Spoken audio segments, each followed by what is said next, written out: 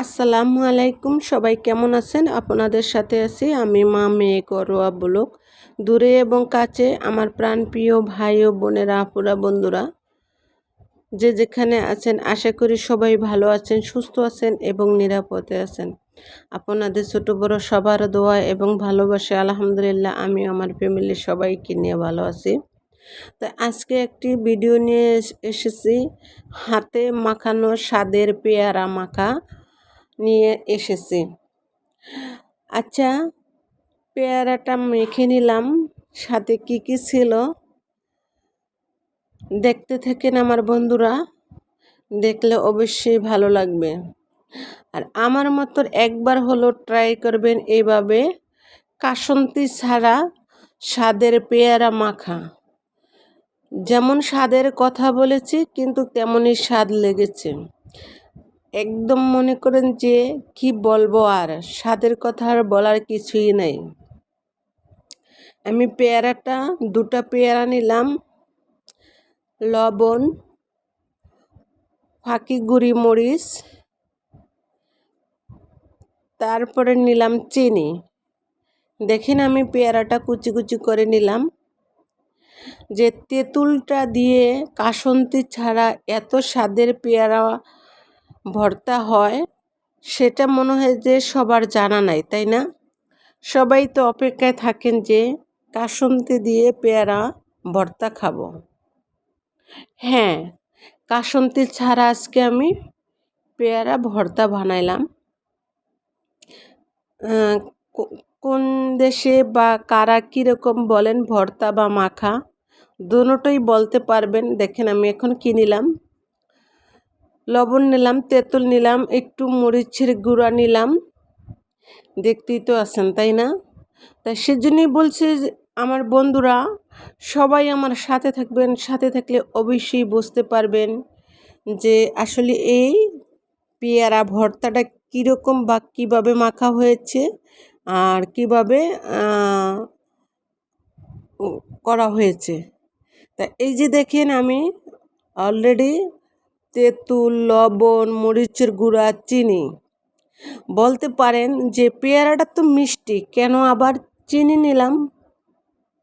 হ্যাঁ, পেয়ারাটা মিষ্টি, চিনি নেওয়াটার কারণ আছে যে তেঁতুল দিয়েছি তার জন্য। আর যদি কাসন্তি দিতাম তাহলে আর চিনির প্রয়োজন ছিল না। তাই এইভাবে একবার হলো ট্রাই করবেন আমার বন্ধুরা। এখন পেয়ারা সিজন, আর পেয়ারা যেহেতু 12 মাসই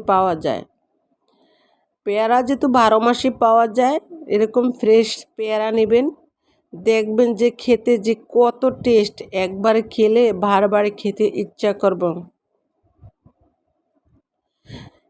আমার কাছে না এইভাবে পেয়ারা ভর্তাটা খেতে অনেকটা দারুণ লাগে, কারণ হচ্ছে কি জানেন, কিচি কিচি করে কাটানো, তাই সেজন্য। আর আরেকটা যে একটু মোটা মোটা করে কাটে, ওটা আমি খেতে পারি না, তার জন্য ভাবলাম যে আচ্ছা পেয়ারাটা এইভাবেই আজকে ভর্তা করে। আর এই পেয়ারা ভর্তাটা ছিল আজ থেকে 4-5 দিন আগের পেয়ারা ভর্তা, কিন্তু এই গরমে কিন্তু পেয়ারা ভর্তাটা টক টক সেই ভালো লাগে, সেই মজা লাগে, তাই না? তাই এখন আমরা সবাই মিলে খাবো, একটু একটু করে সবাই মিলে খাবো। আর এই সমস্ত জিনিসগুলা জানেন, যদি 4-5 জন মিলে বসে খায় তাইলে তো আর কথাই নেই, জমে যায়, অনেকটা মজা হয়। আর একা একা খেলে কিন্তু একদম ভালো লাগে না, তাই না? তাই এখন আমরা 4 জনে মিলে বসে খাবো। আমরা মা লোক তো 4 জন আছি বাসায় আজকে, তাই 4 জনে মিলে খাবো। তাই 4 জনের জন্য এখন পরিবেশন করে নিলাম।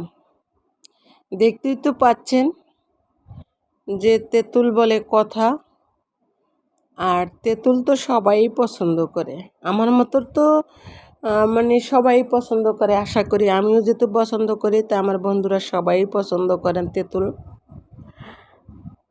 যারও খেতে না মন চাইবো তারও একটু হলেও খেতে মন চাইবে, ভালো লাগবে।